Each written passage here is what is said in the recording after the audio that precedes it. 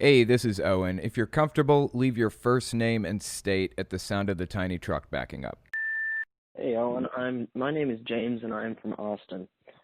My current girlfriend is bisexual, and I've grown up in a extremely right wing Baptist church. Um, what do you have any advice for me? Love your content, man. Keep it up. I appreciate that. I will give you this advice. I took psychology classes in college. I went to college for substance abuse counseling. And something that we learned about were a number of cognitive distortions, is what they're called. They're basically fallacies that your brain latches onto that are unhealthy. One of the most important cognitive distortions that you should keep in mind when going through a relationship is something called the fallacy of change. On this page, I have 15 common cognitive distortions. These are things that you should be aware of and try to avoid if at all possible. Polarized thinking, like black and white thinking, overgeneralizations, jumping to conclusions, catastrophizing, personalization, so on and so forth. The one I wanted to look at is right here, the fallacy of change. In the fallacy of change, a person expects that other people will change to suit them if they just pressure or cajole them enough. A person needs to change people because their hopes for success and happiness seem to depend entirely on them.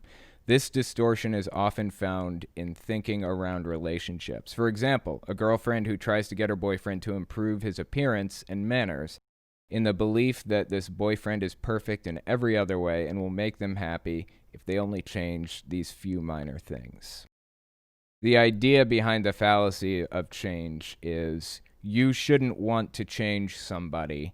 You should find your happiness from within yourself. I know that growing up ultra religious gives you basically built in anger or hatred or hesitance toward people who are a certain thing, like gay people or bi people or anybody from the LGBT community. I know that growing up religious will give you certain misconceptions or preconceptions about these people. I had to move past a lot of that stuff and realize that there is nothing wrong with being gay or being bi or anything like that. It's very difficult to come to those conclusions, even knowing the fact that there's nothing wrong with being gay or bi.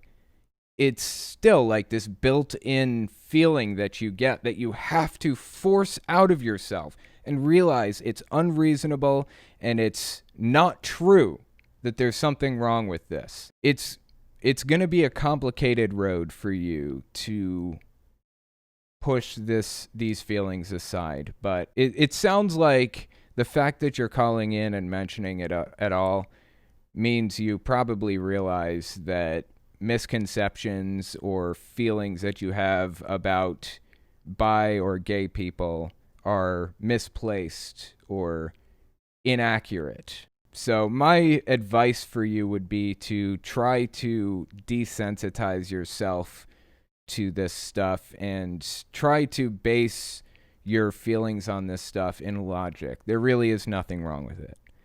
That being said, you don't have to take part in anything that you don't want to take part in, i.e., if they want to push your relationship to a place that you don't want it to go, you don't have to go there. So remember that in everything and try to remember the fallacy of change. And I would also recommend you take a look at other cognitive distortions. I mentioned a few of them in this, but you can look up cognitive distortions. There are a billion of them. And just being able to identify them in your everyday life is extremely useful. It's something that I learned about when I was in school for substance abuse counseling was these cognitive distortions. And it's something that I learned when going to group therapy for addiction too.